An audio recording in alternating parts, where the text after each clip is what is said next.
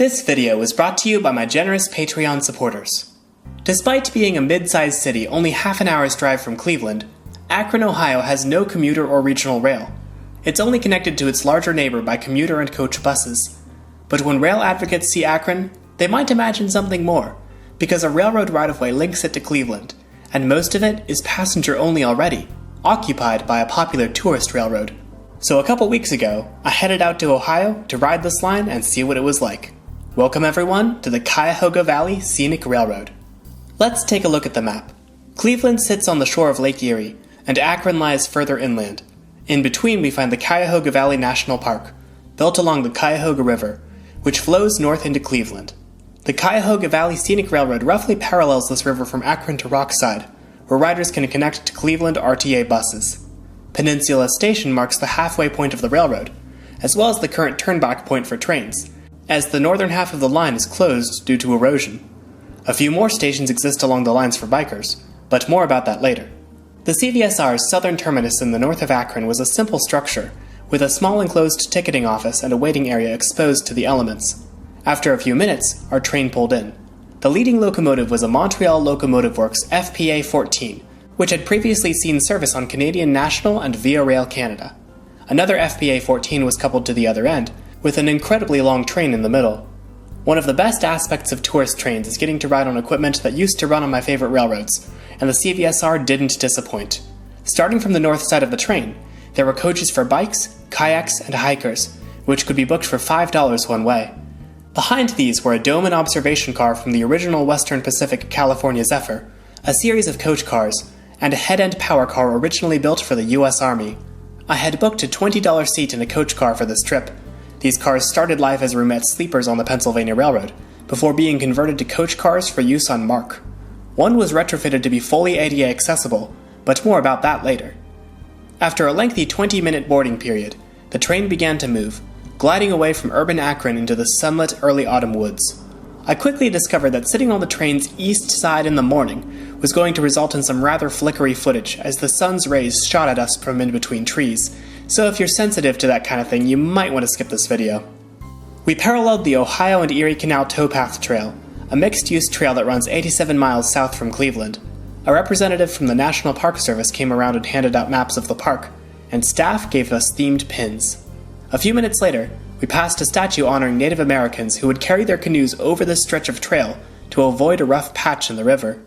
The tracks we rode were originally laid in 1880, and after changing hands a few times, they were acquired by the Baltimore and Ohio, which ran trains on them north to Cleveland and south to Canton.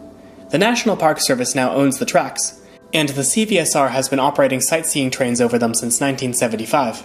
Since then, its route has mostly been unchanged, but in the early 2000s, an experimental service extended to Canton, only to be cancelled due to low ridership. We followed the Little Cuyahoga River until it merged with the Cuyahoga, then after a while we came alongside a road with a large sewage pipe on the opposite side. This pipe was painted in earth tones and covered in plants to make it blend into the surrounding scenery. Soon after, we stopped at Botsam Halt, one of the 3 small stations along the route, used primarily by bikers and hikers.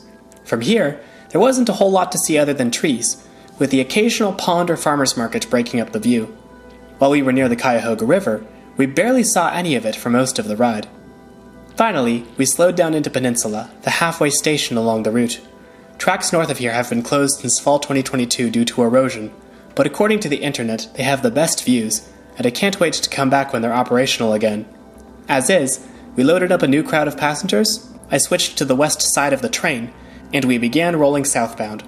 We crossed Boston Run and paralleled the Cuyahoga River. This river is 84 miles long and flows from northeast Ohio to its mouth at Cleveland.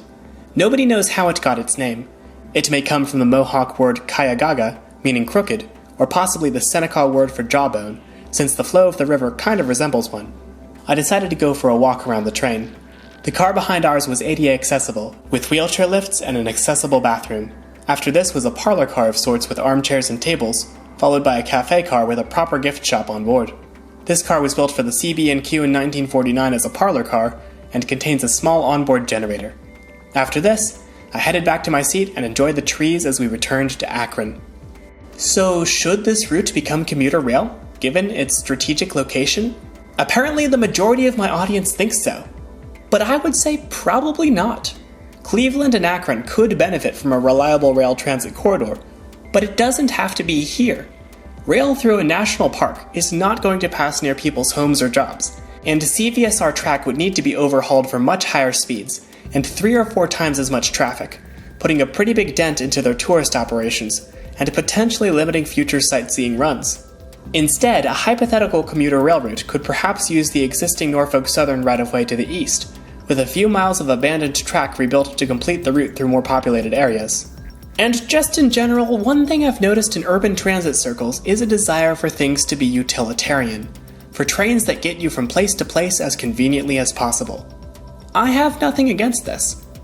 But alongside that, I think there is space for slow, fun trains as well. Trains that connect us with history, nature, and each other, rather than getting us to work or the grocery store. The CVSR is already a fully fledged operation, with decades of history and a great reputation, and it brings in tourism dollars for the national park and regions around it. So instead of replacing it, why not expand on that? Perhaps future scenic trains could continue north to Cleveland, giving the city's residents direct car-free access to a national park, and boosting the economies of the regions along its path. There's definitely been talk about that already, but what do you think? Let me know in the comments below, and I'll see you all in the next video.